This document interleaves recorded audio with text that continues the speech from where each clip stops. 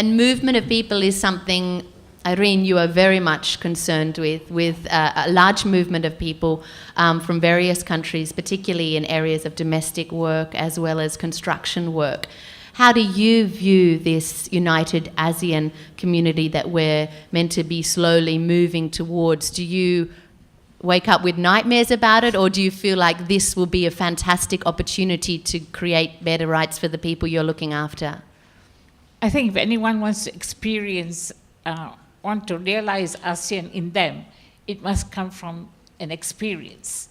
And if you look at migrant workers who are moving by the millions within ASEAN region itself, they are, for me today, one of the most exploited form of labor that you have in the ASEAN region. And it really appalls that how,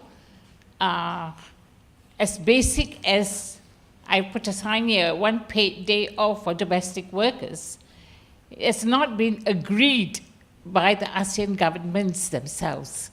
So how can we claim to be people-oriented if we can't even provide or come to an understanding of basic labor rights like a day off or to recognize domestic workers' work?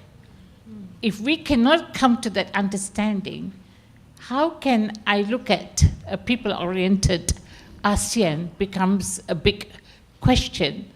Well, actually, if you know, ASEAN has sectoral bodies.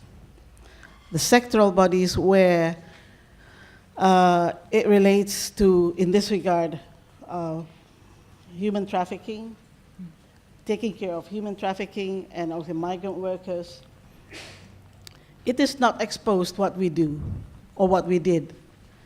So many people don't know what ASEAN actually has done through the sectoral bodies of ASEAN. Okay, I'll bring Debbie in here because I know that people is something you're very concerned about. You founded an alternative ASEAN network. Why did you feel the need to make an alternative ASEAN network, not work within the ASEAN framework that we already have? One of the reasons we formed the alternative ASEAN network on Burma was that at that time, ASEAN governments still refused to address questions of human rights. And for many people in ASEAN, they saw ASEAN governments as not only oppressing their own citizens, but assisting other ASEAN governments to oppress their other citizens. As someone who has been arrested in Malaysia for organizing a regional conference on human rights in Indonesia and East Timor, I know that many of my friends have stood up for human rights in communities in neighboring ASEAN countries and have been persecuted for it. Some of them still are. So when Danny talks about an ASEAN where people feel safe to be in ASEAN, this is something that's quite important. We still don't feel safe. If you are Muslim or Rohingya in Burma, Myanmar, you are not safe. If you are an atheist in Indonesia, you are not safe. If you are a blogger in Vietnam, you are not safe. If you are a farmer in Cambodia, you are not safe. And if you are a refugee or an undocumented migrant in any part of ASEAN, you are definitely not safe. We talk about safety. Do I feel safe in ASEAN? I think if I look at the more than 600 million people within ASEAN itself, if we do not feel safe traveling in each other's country, our airlinks, you know, the number of visitors that we go to each other's country will not have been increasing.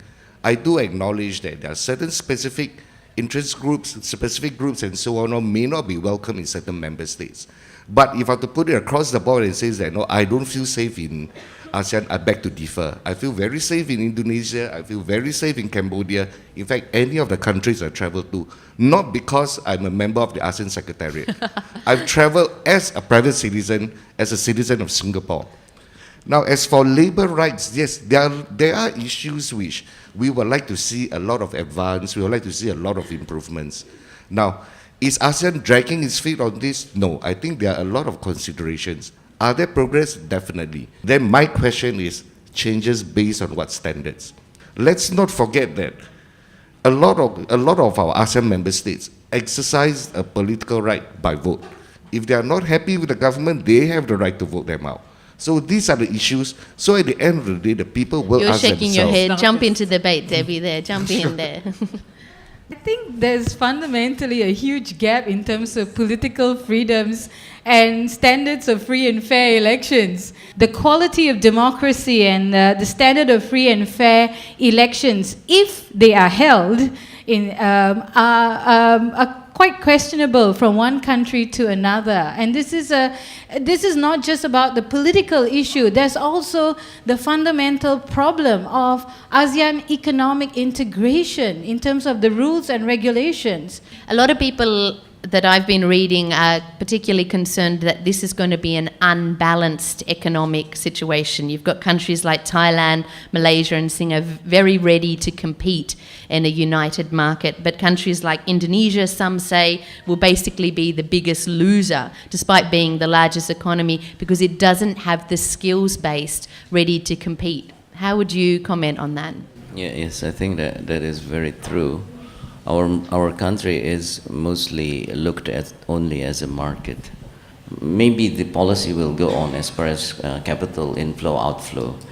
But as far as protecting the workers' employment, I think each country, including Indonesia, I think to make sure that the employment of the locals are protected, including Singapore, including the nations that you are mentioning about, the more advanced nation. There's a lot of emphasis on professionals being able to move, and this is part of the GATS Mode 4 of WTO, the World Trade Organization.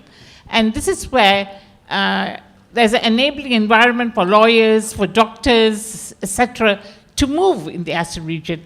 And the same thing doesn't apply for the other workforce. So there's contradictions for me within ASEAN. Is it a fundamentally unjust situation then, Danny? I will point this out. If you're talking about giving the workers the rights or the recognition, I think that recognition is something that's beyond the individual governments. It's beyond governments. It's a market ring.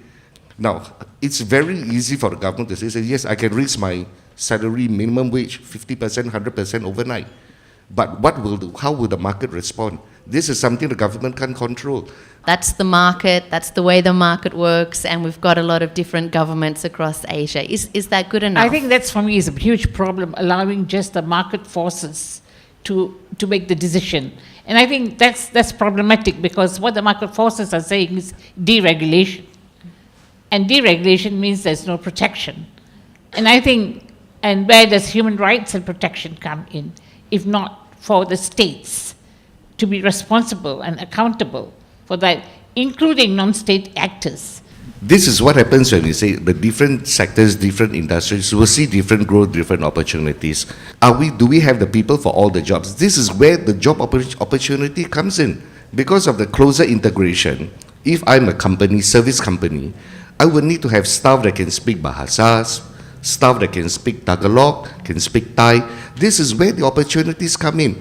And that's why I do acknowledge that if you look at different sectors, yes, lower skilled labor anywhere across the world, it is always very challenging. It is always something which the governments want to address. And it is challenging because it is not something you do overnight. It has to be gradual.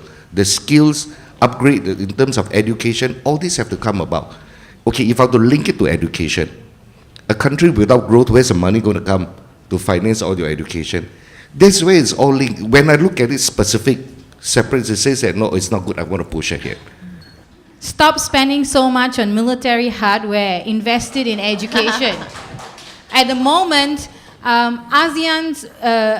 individual ASEAN countries keep investing more and more in military spending. Last year, the Burmese military received 57% more funding. This year, they're receiving nearly 20% more funding. if we look all across the board, there's an arms race for submarines in this region where most of the water is very shallow anyway. Why don't we spend it on education and training? That our country, our whole region is rich enough to do that. There is no political will. That's the problem.